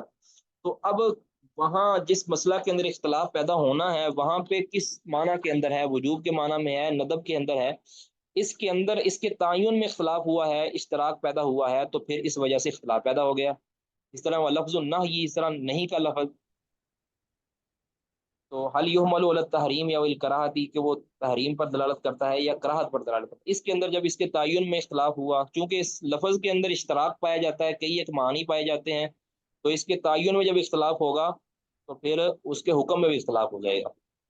व इम्मा फिल लफ्ज़िल मुरक्कब, अब ये तो था लफ्ज़ मुफरद के अंदर या लफ्ज़ अमर और नहीं के अंदर। अब आगे है व इम्मा फिल लफ्ज़िल मुरक्कबी, या मुरक्कब जुमले के अंदर इख्तलाफ पैदा हो जाएगा। यहाँ जो मुरक्कब जुमला है ये किसके बारे में है, या किसके, इसका जो ख्याल है कि इसका जो इसकी दलालत किसके ऊपर है। मिसलु कौली, जिस तरह अल्लाह ताला का ये फरमान है, इल्लल्लज़ीना ताबू, अब सवाए उन लोगों के जिन्होंने तौबा की, इल्ला ये कि वो तौबा कर लें। अब ये अगर मैं आपको आयत दिखाऊं ना तो फिर उसके बाद आपको बिल्कुल बात समझ आएगी। ये देखिए इल्लल्लज़ीना ताबू, अब बाद ने यहाँ जो है ना वो इल्लल्लज़ीना ताबू से मुराद ये वाली आयत ली है, यानी सूरत बकरा की आयत नंबर 160। लेकिन ये बिल्कुल गलत बात है। जिन्होंने ये, जिस तरह के हमारे इधर जो हमारी किताब वाले जो मुफ्ती हैं ना, उन्होंने हाशिया लगाया है, उन्होंने नीचे जो है ना 160 नंबर सूरत बकरा की आयत का हवाला दिया, लेकिन ये बात दुरुस्त नहीं है। ये सूरत नूर वाली आयत मुराद है, यहाँ इल्लल्लज़ीना ताबू, पहले ये पढ़े ना।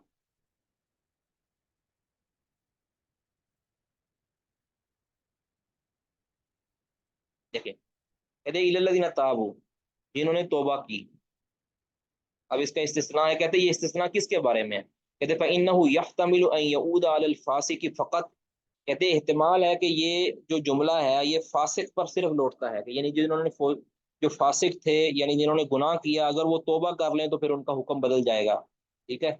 या तो कहते हैं कि इल्लल्लज़ीना ताबू से मुराद वो लोग हैं जिन्होंने पीछे वाला गुनाह जिसका जिक्र किया जा रहा है ना, जिस तरह के जिना वगैरह है, जिन्होंने ये फिसक किया है, ये गुनाह किया है, अगर वो तौबा कर लें तो उनका ये हुक्म है, तो अल्लाह भी उन पर तौबा करेगा, उनकी तौबा कबूल करेगा। कहते हैं या तो है कि इससे मुराद सिर्फ फासिक है, वयहतमिलु, और इसका भी एहतिमाल है कि अन यऊद अलल फासिक वशाहिदी, कि ये जो हुक्म है इल्लल्लज़ीना ताबू वाला, ये फासिक पर भी लौटता हो और गवाह पर भी लौटता हो, कि जिन्होंने झूठी गवाही दी है। पीछे जब हम पढ़ेंगे तो फिर बात वाज़ेह हो जाएगी। फतकूनुल फतकूनु तौबतु राफ़िअतन लिल फिस्क़ि फतकून तौबतु, तो इस सूरत में कहते हैं तौबा توبہ کرنے سے رافعتن توبہ جو ہے یہ اٹھانے والی ہوگی للفسق کی فسق کو بھی و مجیزتن اور اجازت جائز قرار دینے والی ہوگی شہادت القاذفی جھوٹا الزام لگانے والے کی گواہی کو، یعنی اس کو جائز قرار دینے والی ہوگی۔ جب آپ دیکھیں گے نا، یہ دیکھیں ذرا سورۃ نور، سورۃ نور، اب اس میں دیکھیں ذرا، پیچھے بات ہو رہی ہے والذین یرمون المحصنات ثم لم یأتوا بأربعة شهداء فاجلدوهم 80 جلدة ولا تقبلوا لهم شهادة أبدا وأولئك هم الفاسقون، أولئك هم الفاسقون۔ اب کیا ہے کہ اگر کوئی بھولی بالی عورتوں پر تہمت لگائیں جو لوگ، اور پھر وہ 4 گواہ بھی نہ لے کر آئیں، یعنی حد زنا کی جو حد قذف جو ہے وہ ان پر لگے گی، پھر فجلدوہم 80 جلدہ، ان پر 80 کوڑے لگیں، ولا تقبلوا لهم شہادۃ، آئندہ کے لیے ان کی شہادت بھی قبول نہیں ہوگی، یعنی وہ فاسق اور مردود الشہادہ ہو جائیں گے جو لوگ ایک مرتبہ جھوٹی یا نامکمل گواہی دینے کے اندر ملزم قرار پائے، ٹھیک ہے۔ اولئک هم اب یہ فاسق بن چکے ہیں، کیا ہو چکے ہیں؟ اب فاسق بن، الا الذین تابوا، جن لوگوں نے توبہ کر لی۔ اب کہتے ہیں یا تو یہ مراد صرف ان کا فسق ختم ہو جائے گا یہ توبہ کرنے سے، ٹھیک ہے، یا پھر یہ ہے کہ یہ فسق کے ساتھ ساتھ ان کی توبہ بھی قبول ہو جائے، اس کی شہادت بھی قبول کر لی جائے گی۔ یا تو ان سے فسق کا حکم ختم ہو جائے گا کہ یہ فاسق نہیں رہیں گے اور اللہ تعالیٰ ان کی توبہ قبول کر لے گا، اب یہ بالکل پکے مومن بن سکتے ہیں اگر وہ سچی توبہ کر لیں۔ الا الذین تابوا من بعد ذلک واصلحوا فإن اللہ غفور رحیم، اگر وہ اس کے بعد جھوٹی گواہی دینے کے بعد توبہ کر لیتے ہیں اور وہ نیک صالح بن جاتے ہیں تو پھر اللہ تعالیٰ ان کی، اللہ غفور الرحیم ہے، ان کی توبہ اللہ قبول کر لے گا۔ اب تو وہ توبہ قبول کرنے سے، توبہ کر لینے سے اب ان سے صرف فسق کا حکم ختم ہوگا یا کہ ان کی شہادت بھی جائز ہو جائے گی؟ اس پر تو پکی یعنی اس پر تو اتفاق ہے نا، سارے کہتے ہیں کہ فسق کا حکم تو ان سے ختم ہو جائے گا، یعنی وہ فسق فاسق نہیں قرار پائیں گے اس کے بعد۔ اب یہ کہ اس کے بعد کیا ان کی شہادت بھی قبول ہو جائے گی؟ تو گویا یہ استثناء کیا صرف فسق کو ختم کرنے کے لیے ہے یا کہ شہادت کی جو ممانت ہوئی تھی، شہادت کی جو ان کے اوپر پابندی لگی تھی شہادت قبولیت کی، کیا اس پابندی کو بھی ختم کرنے والی ہے؟ تو اس کے اندر اختلاف ہوا۔ اب یہ تردد ہے پورے جملے کا، جملے الذین تابوا فإنه یحتمل، کہ یہ جو جملہ ہے یہ احتمال رکھتا ہے کہ ان یعود علی الفاسق، فقط کہ یہ جملہ صرف فاسق پر لوٹتا ہے، یعنی ان سے فسق ختم ہوتا ہے، او ویحتمل، اور اس کا بھی احتمال ہے کہ ان یعود علی الفاسق والشاہد، کہ یہ فاسق اور شاہد دونوں پر لوٹتا ہے۔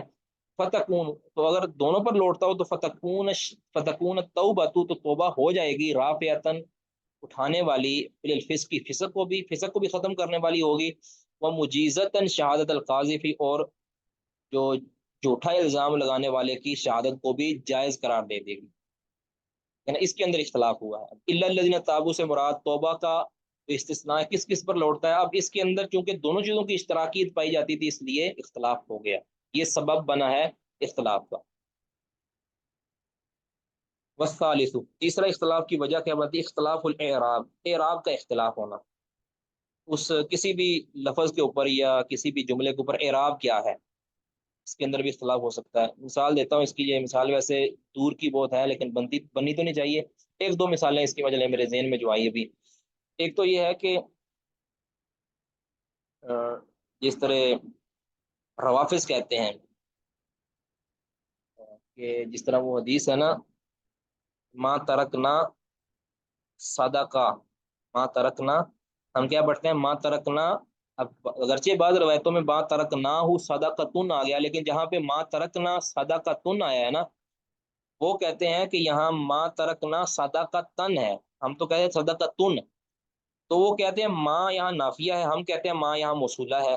ما ترکنا جو ہم نے چھوڑا ہے، صدقتن وہ صدقہ ہے، یہ کہتے ہیں کہ یہ صدقتن، یہ صدقتن خبر نہیں ہے بلکہ یہ صدقتن ترکنا کا مفعول ہے۔ ما ترکنا صدقتن، گویا ہم نے صدقہ چھوڑا ہی نہیں ہے، یہ حالانکہ یہ انتہائی فاسد اعراب اس کا بنایا گیا ہے، یہ اعراب ہے ہی نہیں، لیکن جو بعض گرے قسم کے जो रवाफिज हैं वो इसका इराब ये बनाते हैं।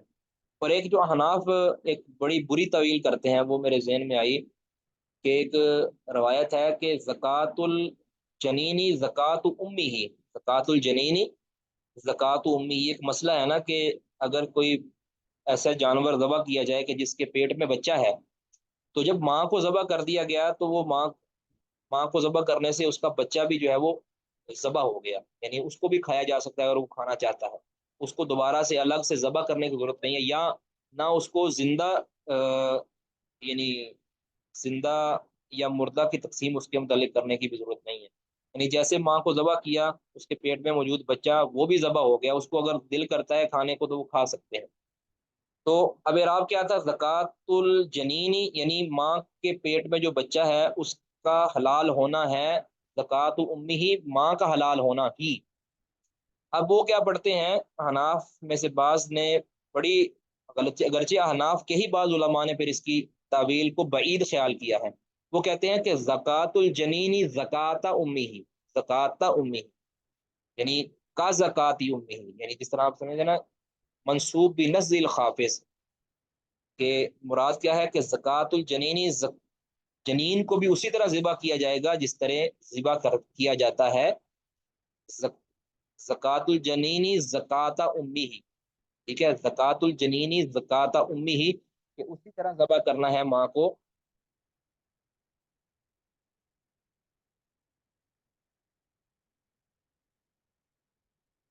जी, तो ज़कातुल जनीनी ज़काता उम्मी ही, ये इराब पढ़ते हैं, ज़काता के ऊपर ज़बर पढ़ते हैं और इसको क्या करते हैं कि मंसूब बिनज़िल खाफिज है। गोया क्या था इबारत असल में ज़कातुल जनीनी का ज़काती उम्मी ही, कि बच्चे को भी उसी तरह ज़बह किया जाएगा जिस तरह के माँ को ज़बह किया है। अगर माँ को ज़बह जिंदा हालत में किया है तो बच्चे को भी जिंदा हालत में ज़बह किया जाएगा, वरना वो खाने के काबिल नहीं होगा। तो ये भी एक, इस पर इस एराब के इख्तलाफ की वजह से सारा हुक्म बदल गया है। तो ये एक मिसाल, एक तो मेरे जहन में है, इसके अलावा भी कई एक मिसालें हो सकती हैं। तो इस तरह एक एराब ये देखे ना कि कुरान पाक में है ना, वमसऊ बिरुऊसिकुम व अर्जुलिकुम, व अर्जुलिकुम, और एक व अर्जुलकुम भी है। ये कुरान पाक के अंदर दोनों किराते हैं ना, व अर्जुलिकुम व अर्जुलकुम। अब जो कहते हैं कि व अर्जुलिकुम है, वमसऊ बिरुऊसिकुम व अर्जुलिकुम, जो ये किरात वाली से दलील लेते हैं कि रवाफिज लेते हैं कि गोया सर का मसा भी किया जाएगा और पाँव का भी मसा ही करना है, पाँव का गसल ये फर्ज नहीं है, ज़रूरी नहीं है। हम तो कहते हैं कि अगर पाँव नंगे हैं तो उनका गसल ज़रूरी है, उनको धोना ज़रूरी है, उस पर मसा काफ़ी नहीं है। लेकिन जो रवाफिज हैं वो कहते हैं कि हमारी ये दलील है। अब इस एराब के अंदर, एराब के तायुन के अंदर इख्तलाफ हुआ, तो इसके अंदर जनाब उन्होंने एक मसला हल कर लिया। बाहर के अभी इसकी तफसील तो बहुत यानी तवील वक़्त की मुतकाज़ी है। हम सिर्फ मुख्तसर ये है कि अर्जुलिकुम व अर्जुलकुम दोनों इराब ठीक हैं, दोनों किरातें जायज़ हैं। अर्जुलिकुम से मुराद या तो ये लिया जाए कि इसको मामूल किया जाए कि जब मोज़े या जुराबें वगैरह पहनी हो तो उस वक्त तुमने मसा करना है, या ये कि उसका इराब कुरब की वजह से उसके ऊपर कसरा आ गया है, जिस तरह अरब के अंदर मुस्तामल है, असल उसका जो वगसिलु वजूहकुम, इगसिलु वजूहकुम के ऊपर उसका आतत है, लेकिन वो कुर्ब की वजह से उसका इराब बिरुऊसिकुम व अर्जुलिकुम आ गया है। एक तो ये मुराद है। दूसरा जो अर्जुलकुम है वो तो बिल्कुल वाजे ही है, अर्जुलकुम है वो बिल्कुल वाजे ही है। जब अर्जुलकुम कहना है तो फिर तो वो मफूल ही बनेगा ना, वमसऊ नहीं, वो तो बनेगा इगसिलु पर अतफ है वो, इगसिलु वजूहकुम, वजूहकुम पे ऊपर अतफ है वो, कि जिस तरह चेहरों को धोना है, हाथों को धोना है, इस तरह तुमने पाँव को भी धोना है। तो ये खैर एराब की इख्तलाफ की वजह से जो इख्तलाफ पैदा होता है, इस वजह से ये एक सबब है अहकाम शरिया के अंदर इख्तलाफ होने का।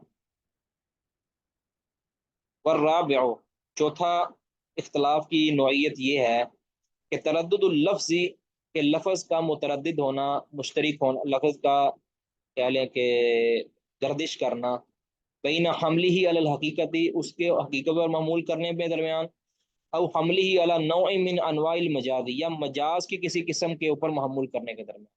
یعنی وہ لفظ یا تو حقیقت پر بھی معمول ہو سکتا ہے، مجاز پر بھی معمول. اب جس نے حقیقت پر معمول کیا اس کا جو معمول کردہ حکم الگ ہوگا، اور جس نے اس کو مجاز کی کسی قسم پر معمول کیا اس کا حکم الگ ہوگا. تو یہ ایک وجہ بنتا ہے کہ احکام کے اندر اختلاف کی، کہ لفظ معمول ہونا حقیقت پر معمول ہونے اور مجاز پر معمول ہونے کے درمیان متردد ہوتا ہے. اب انواع مجاز کون سی؟ التی ہی اما الحذف، یا تو وہ حذف ہے یا زیادت ہے یا تقدیم ہے یا تاخیر ہے، و اما ترددہ علی الحقیقت او الاستعارہ، یا اس کا متردد ہونا حقیقت اور استعارہ پر، کہ یہاں استعارہ مراد ہے یا یہاں حقیقی معنی مراد ہے. تو یہ بھی ایک وجہ بنتا ہے اختلاف کی.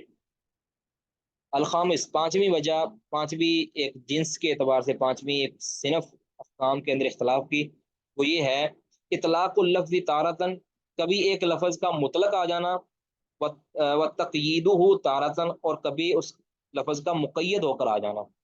یعنی قرآن جس طرح کسی ایک جگہ پہ ایک لفظ کا مطلق آ جانا اور دوسری جگہ پہ اس کو مقید کر دینا کسی چیز کے ساتھ.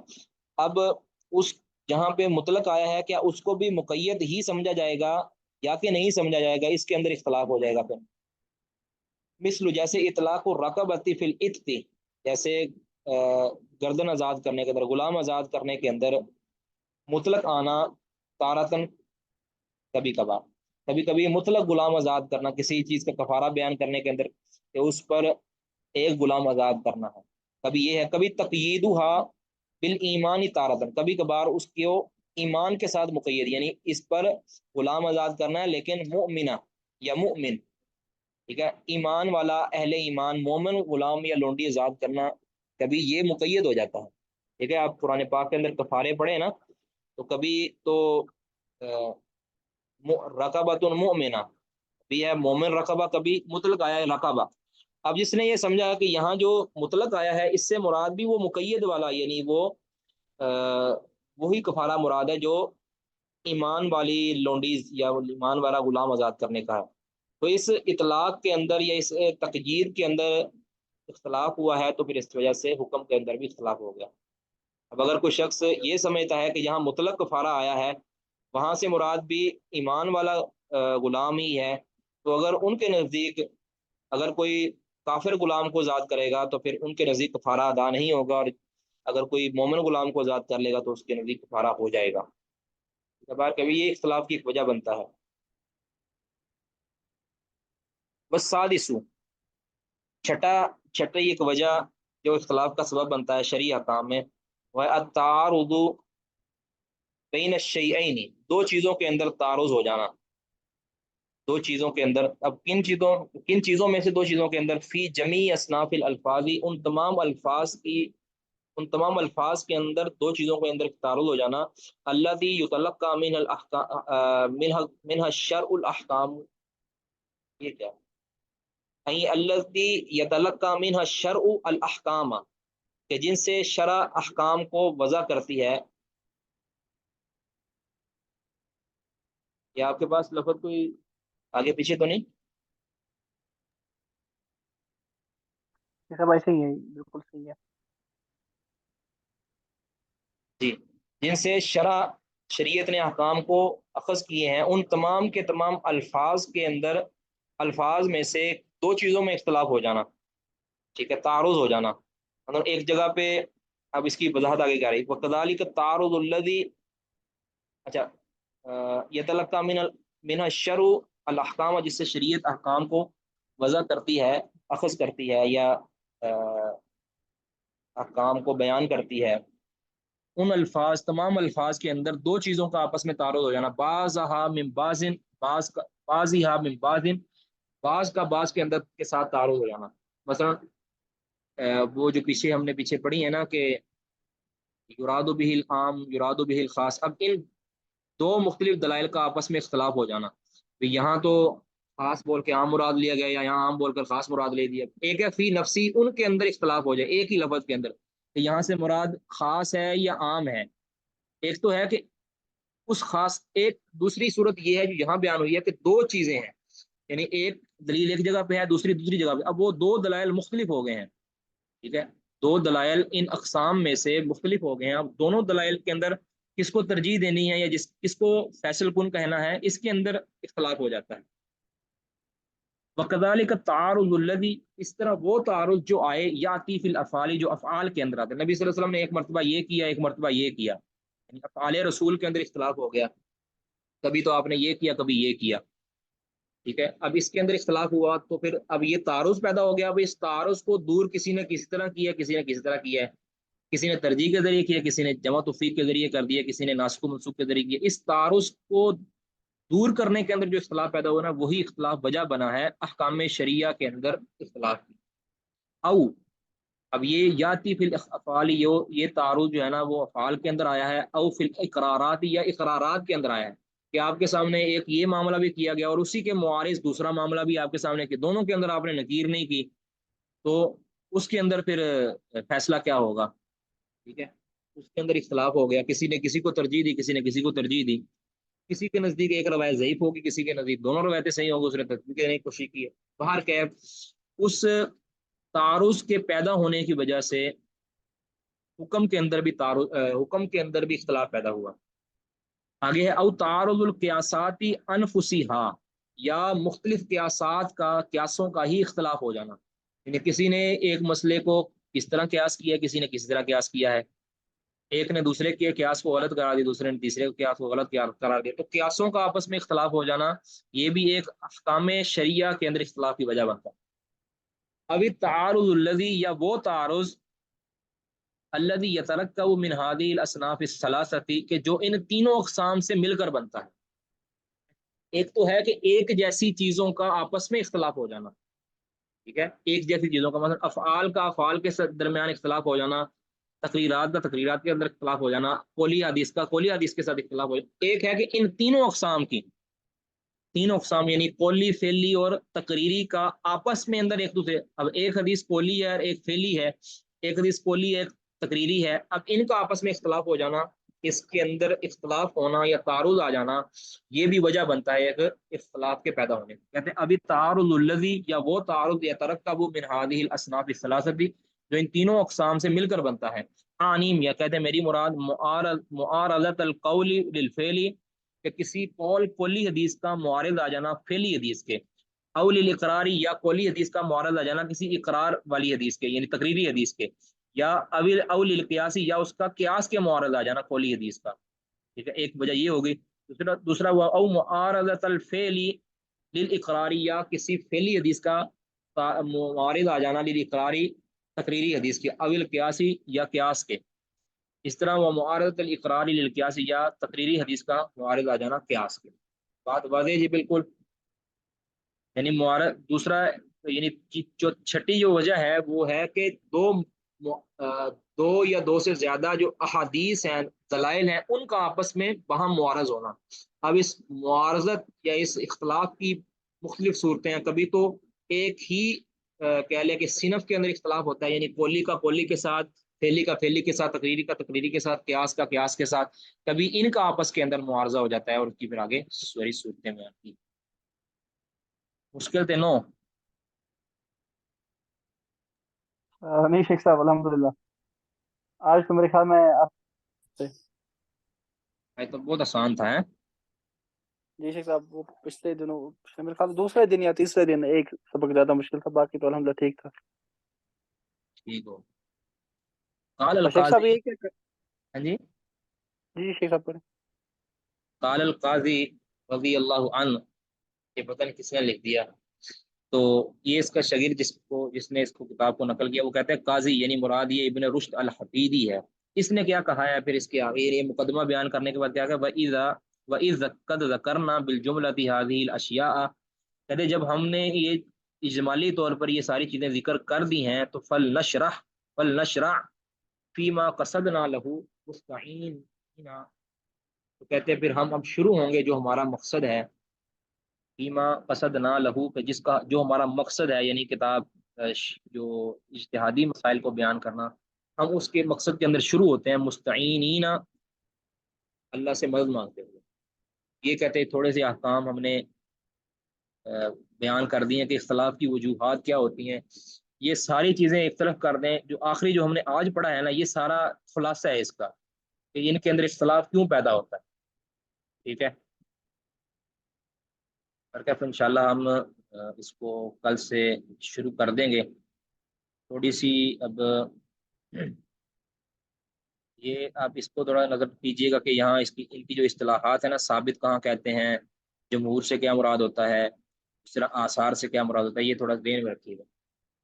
اچھا، اب یہ ایک بات جو ضروری مختصر میں عرض کر دیتا ہوں، کبھی تفصیل کے ساتھ بھی بیان کریں گے کہ ہم یہ کتاب کیوں پڑھ رہے ہیں. یعنی اس سے یا تو ایک مقصد یہ بھی ہے کہ ایک ایک تو ہے اصول فقہ جو آپ نے پہلے میں پڑھی ہوئی ہے کسی نہ کسی حد تک. وہ تو ہے کہ آپ اس کے اندر اختلافات بھی ہیں، جس طرح اصول حدیث کے بعض مسائل کے اندر اختلافات ہیں، تو اصول فقہ کے اندر بھی بعض اختلافات ہیں، اور کچھ تو انتہائی مرجوع اس کے اندر اصول ہیں جس کو اہل علم گاہے بگاہے جو اس کے اوپر رد کرتے رہتے ہیں. تو اصول فقہ ہر ایک کے مختلف بھی ہیں. شوافی الگ بیان کرتے ہیں، حنابلہ الگ بیان کرتے ہیں، احناف الگ بیان کرتے ہیں. اور ایک وہ اصول فقہ ہیں کہ جو اہل سنہ کے ہیں. یاد رکھیں، یہ تو اصول فقہ ہے نا کہ جو مقلدین کے ہیں، یہ بعد کی پیداوار ہیں. یہ تقلید کے پیدا ہونے کے بعد کی پیداوار ہے. دیکھیں نا، اصول سرخسی ہے یا اصول بزدوی ہے، یہ ساری بعد کی پیداوار ہے. جو اصول اہل سنہ نے وضع کی ہے نا، اس طرح اصول حدیث کے اندر جو بعد والے مقلدین ہیں، ان کے اصولوں کے اندر عجیب و غریب چیزیں ہیں. انہوں نے اصول حدیث بھی محدثین والے نہیں رہنے دیے، اس طرح اصول فقہ بھی انہوں نے محدثین والے نہیں رہنے دیے. اب یہ اصول کے مثال کے طور پر کوئی ادھر رکھ لے کہ امر وجوب کے لیے ہی ہوتا ہے، یہ بالکل باطل بات ہے. کہاں اس نے وجوب کے لیے ہونا ہے، کہاں اس نے استحباب کے لیے ہونا ہے، کہاں اس نے اب اس کے لیے کوئی قواعد وضع نہیں ہے. یہ کیسے ہم فیصلہ کریں کہ یہاں امر للوجوب ہے، یہاں استحباب ہے، یہاں مباح ہے، یا وغیرہ وغیرہ. اس کے لیے یاد رکھیں کہ ہمیں جو مرضی ہم کر لیں، یا تو ہم مقلد بن جائیں. یہ بڑی اہم بات ہے، یاد رکھیں. یا تو ہم مقلد بن جائیں، کسی ایک مذہب کو فالو کرنا شروع کر دیں جو کہ واضح گمراہی ہے. اس کے اندر تو پھر ہمارے لیے بہت ہی چیزیں آسان ہو جائیں گی. جو چیز ہمارے مذہب کے خلاف آئے گی، ہم اس کو رد کرتے جائیں گے، اس کی تعویل کرتے جائیں گے، یا اس کو مرجوع قرار دیتے جائیں گے، یا اس کو منسوخ قرار دیتے ہیں، جس طرح کے احناف اور دیگر کرتے ہیں. یا پھر اب یہ ہے کہ ہم وہ اصول، ان اصولوں کو مانیں جو کہ اہل سنہ والے اصول ہیں، جو محدثین والے اصول ہیں، اصول فقہ ہیں. اس کے لیے ہمیں سلف صالحین کی منہج کی پیروی ضروری ہے. اب فلاں مسئلہ کے اندر یا فلاں جو امر کا صیغہ ہے اس سے وجوب ثابت ہوتا ہے، استحباب ثابت ہوتا ہے، ہمیں کیسے پتہ چلے گا؟ تو یہ ہم دیکھنے کے لیے ہم صحابہ کے اندر جائیں گے. لیکن صحابہ کے پاس بھی وہ امر کا صیغہ آیا تھا. صحابہ کو بھی پتا ہے کہ نبی صلی اللہ علیہ وسلم ہمارے ساتھ مخاطب کس طرح ہوتے ہیں. نبی صلی اللہ علیہ وسلم کے صحابہ تو آپ صلی اللہ علیہ وسلم کے جو طبیعت اور نیچر کو جان لیتے تھے. ٹھیک ہے، ہاں کبھی کبھار غلطی بھی کھا جاتے تھے، یہ نہیں، پھر وہ جو غلطی ہوتی تھی وہ اللہ تعالیٰ پھر ظاہر بھی کروا دیتا تھا. ایسا نہیں ہوتا تھا کہ نبی صلی اللہ علیہ وسلم کے ہوتے ہوئے کوئی صحابی کو عمل کرتا ہو اور وہ عمل غلط کرتا رہا اور نبی صلی اللہ علیہ وسلم کو بھی علم نہیں ہوا اور اللہ تعالیٰ نے بھی اس پر تنبیہ نہیں کیا. ایسا نہیں ہوا کبھی بھی. ہاں یہ ہو سکتا ہے کہ ایک چیز صحابی کے علم میں نہیں آئی اور بعد میں وہ عمل کرتا رہا اور اس کو بعد میں معلوم ہو گیا. ایسا نہیں ہوا کہ کچھ صحابہ عمل کرتے رہیں اور اس کے مخالف کوئی نہ ہو. ایک عمل اس مثال کے طور پر نماز کا کوئی عمل ہے، صحابی ایک کرتا رہا ہو، یا 2 یا 3 صحابہ کرتے رہے ہوں، یا 4 یا 5 صحابہ کرتے رہے، اس کے خلاف کوئی نص بھی نہیں ہے، اور وہ ہو بھی گمراہی یا ہو بھی ایسا عمل کہ جو انہوں نے غلطی کے ساتھ کیا ہو اور اس کے مخالف کوئی صحابہ کا عمل بھی نہ ہو. ایسا نہیں ہوا. تو مختصراً یہ ہے کہ بھی انشاءاللہ ہم اس پر تفصیل کے ساتھ بات انشاءاللہ ضرور کریں گے، شاید ہم کل ہی کر لیں، کہ جو منہج سلف ہے یا سلف صالحین کا جو فہم ہے، یہ انتہائی اشد ضرورت ہے اس کی.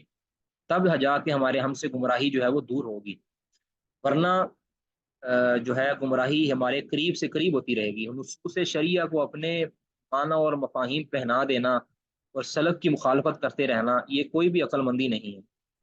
ٹھیک ہے، ایک امر صحابی نے کیا ہے، ہم اس یا ایک فہم جو صحابی اور تابعی اور محدث اور فقیہ کا ہے، یا ایک مجتہد امام کا ہے، یعنی خیر القرون کے امام کا ہے، ایک محدث کا ہے، اور ایک وہ فہم ہے کہ جو میرا اور آپ کا ہے، دونوں فہم برابر تو نہیں ہو سکتے۔ اب جن اصول فقہ کی بنیاد پر ہم، اصول فقہ کو اللہ نے نازل تو نہیں کیے نا، جن اصول فقہ کی بنیاد پر ہم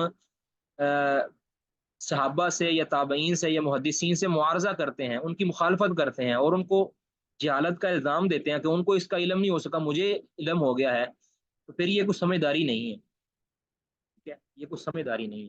اب اگر کوئی امر للوجوب کے قاعدے کو مان کے ایک ایسے امر کو، ایک ایسے معاملے کو واجب قرار دے دے کہ جس کے واجب ہونے کا کے خلاف صحابہ کا عمل ہے، جس کے اوپر، یعنی مثال کے طور پر مثال دیتا ہوں کہ کوئی کہے کہ مسجد کے اندر داخل ہو کر نبی صلی اللہ علیہ وسلم نے فرمایا فلا یجلس حتی یصلی رکعتین، فلا یجلس یا فل یرکع رکعتین، وہ دو رکعتیں پڑھے یا دو رکعتیں پڑھے بغیر نہ بیٹھے۔ اب اگر کوئی یہ کہے کہ یہ امر ہے اور یہ وجوب کا تقاضا کرتا ہے، لہٰذا ہم اس کو وجوب ہی سمجھیں گے اس سے۔ اب سوال یہ پیدا ہوتا ہے کہ یہ بات وجوب والی بات صحابہ نے نہیں کی، تابعین نے نہیں کی، محدثین نے نہیں کی، تو پھر ہم کیوں ہوتے ہیں کرنے؟ ان کو بھی اصول فقہ پتہ تھے، اور اصول فقہ کا یہ قاعدہ کہ امر للوجوب ہی ہوتا ہے، ہمیشہ للوجوب ہی ہوتا ہے، یا جو باطل اس کی جو ہے وہ قیود لگائی ہوئی ہیں، بعض باطل لگائی ہیں، بعض صحیح لگائی ہیں، اگر ہم ان قیود کو مانیں اور علی الاطلاق یہ کہہ دیں کہ یہ للوجوب ہوتا ہے، پھر ہم کیسے کہہ سکتے ہیں کہ یہ اصول فقہ محدثین والے ہیں؟ کیا اس امر للوجوب کے قاعدے کا علم محدثین کو نہیں تھا یا تابعین کو نہیں تھا؟ وہ بالاتفاق، یاد رکھیں کہ یہاں جو ہم یہ لفظ بولتے ہیں نا کہ محدثین کی مخالفت، اس سے مراد محدثین کی اجماعی مخالفت ہوتی ہے، یعنی ان کے جمہور کی مخالفت ہوتی ہے، یا کوئی ان کے اختلاف کے بعد ایک نیا اختلاف نکال لینا، اس کی مخالفت ہوتی ہے۔ کہ اگر مثال کے طور پر محدثین کے اندر دو قول پائے جاتے ہیں اختلاف، یا تین قول پائے جاتے ہیں، ہمارے لیے یہ جائز نہیں ہے کہ ہم دو قول کی موجودگی میں تیسرا قول نکالیں یا تین کی موجودگی میں چوتھا نکالیں، یہ تو پھر ہم امت کو یعنی جس طرح پھر لوگوں کی سمجھ بوجھ اختلاف ہوتا رہے گا تو لوگ اس کے اندر پھر اختلاف ڈالتے رہیں گے، اس کا کوئی کنارہ نہیں پھر رہے گا۔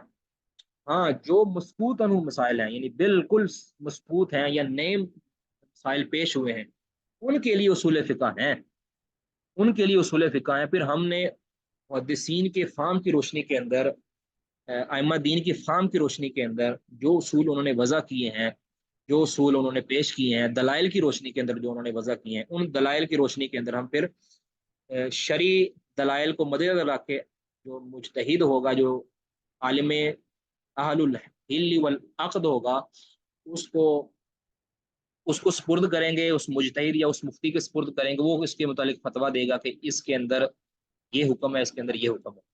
وہاں پر وہ اصول فقہ کو نا، وہ بھی محدثین والے جو اصول فقہ، وہاں پر وہ اس کو نافذ کرے گا۔ یہ نہیں ہے کہ ایک مسئلہ جو محدثین کے اندر اجماعی مسئلہ ہے یا محدثین کی ایک بڑی جماعت کا وہ اس کے اندر مسئلہ ہے، تو بندہ اپنے اصول فقہ کی بنیاد پر یا اپنے بعض قواعد کی بنیاد پر یا اپنے ایک بعض اجمالات کی بنیاد پر یا اپنے بعض قیاسات کی بنیاد پر وہ اس کے خلاف ایک مسئلہ وضع کر کے پیش کر دے امت کے اندر، تو یہ پھر قبول نہیں ہوگا۔ ایک ایسا مسئلہ کہ جو پہلے وہ وضع کر سکتے تھے، ان کے لیے ممکن تھا، انہوں نے اس کے خلاف وضع کیا ہے، اور ہم اس کے محدثین کے خلاف وضع کریں، تو پھر ایسے اصول فقہ قبول نہیں ہے۔ حناف کا یا شوافے کا یہ مقلدین جو بعد والے ہیں، 400-500 سال کے بعد جو آئے ہیں، ان کا جرم یہی ہے، ان کا جرم ہی یہ ہے کہ انہوں نے ایسے اصول وضع کیے ہیں کہ جن اصولوں سے جو صحابہ کے اوپر تان جاتی ہے، محدثین کے اوپر تان جاتی ہے، ائمہ دین کے اوپر تان جاتی ہے۔ جو ثقہ محدثین ہیں، ان کے اصولوں کے اندر کوئی بنیادی جو اصول ہے ان کے اندر کوئی اختلاف نہیں۔ ہاں کہیں کہیں اختلاف ہوا ہے، جو اختلاف ہوا ہے اس کے اندر بھی ہمارے لیے ایک مشعل راہ ہوتا ہے، جس کی بات کتاب و سنت کے درخت زیادہ قریب بنتی ہے، اس کی ہم بات لے لیں گے، باقی کو ہم کہہ دیں کہ ان سے یہ خطا ہوتی ہے، اور وہ بہت کم مسائل ہیں، اور خاص طور پہ جو عقیدے کے مسائل ہیں اس میں تو بالکل بھی نہیں ہے، اور جو شرعی احکام ہے، جو واضح شرعی احکام ہے، ان کے اندر بھی جو منصوص ہیں ان کے اندر تو بھی بالکل نہیں ہے اختلاف۔ ہاں اللہ کسی نے کسی ضعیف دلیل کی بنیاد پر کوئی اپنا کہہ لیں کہ فتویٰ دے دیا ہو تو الگ بات، یعنی اس کے مد نظر کوئی ایسی دلیل ہے کہ جو دلیل ہی ضعیف ہے، اس کی الگ بات، یعنی کسی ضعیف حدیث کی بنیاد پر اگر پھر فرض کیا کہ امام شافعی رحمہ اللہ نے ایک ضعیف روایت کی بنیاد پر انہوں نے فتویٰ دے دیا جو ان کے علم کے اندر صحیح تھی، لیکن دیگر محدثین اس کو ضعیف کہتے تھے. تو یہ یعنی ان اختلافات کو ہم قرائن اور شواہد کے ساتھ دور کر سکتے ہیں. بہرحال یہ اصول فقہ پڑھنے کا مقصد یہ ہے ہم جانیں کہ جن فقہا کے درمیان اختلاف ہوا ہے ان اختلافات کی وجہ کیا ہے، اور ہر اصول فقہ کا اصول ہے جو ہے وہ واجب الاطاعت نہیں ہے یا واجب القبول نہیں ہے.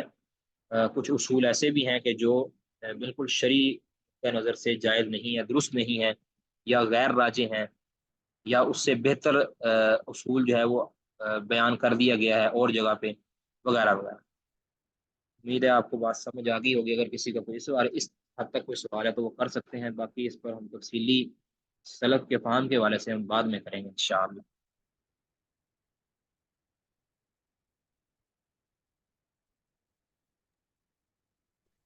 شیخ محترم، یہ شیخ صاحب جو آپ نے باتیں ارشاد فرمائی، میرا تو ظاہر ہے میں نے کل بھی عرض کیا تھا، میرا میلان تو شیخ عبدالمنان نور پوری حافظ اللہ اور ان کے تلامذہ کی طرف ہے اس باب میں، ان سارے مسائل میں. نہیں، میں نہیں جانتا کہ شیخ نور پوری صاحب کا اس مسئلہ کے اندر آپ ہمیں ذکر کریں گے نا کہ میرا یہ ملان ہے یہ ملان ہے، تو وہ آپ ابھی تو ٹائم زیادہ ہو گیا ویسے، تو آپ فردن فردن ہمیں ذکر کریں گے میرا اس بارے میں جہاں بھی آپ کو محسوس ہونا کہ اس مسئلہ کے اندر میں ایگری نہیں کرتا یا میرے یہ دلائل ہیں یا میں اس کے اندر یہ سمجھتا ہوں، تو آپ وہ ذکر کیا کریں انشاءاللہ. کوئی مسئلہ نہیں ہے، ہماری طرف سے بالکل کشادہ ظرفی کے ساتھ آپ کی اس بات کو سنا بھی جائے گا، اور اگر آپ ہمیں قائل کر دیں تو انشاءاللہ ہم قائل بھی ہوں گے، اور اگر ہمیں سمجھ نہ آئے اور ہم آپ سے وقت مانگ لیں تو ہم وقت بھی مانگیں گے. اسی طرح آپ کے لیے بھی ہے. ٹھیک ہے. جی شیخ محترم، جی شیخ محترم، بارک جزاکم اللہ اللہ فیک. خیر. انشاءاللہ اللہ تعالیٰ برکت دے آپ کو. بارک اللہ فیک. سبحانک اللہم وبحمدک اشہد ان لا الہ الا انت استغفرک واتوب الیک. السلام علیکم ورحمۃ اللہ وبرکاتہ.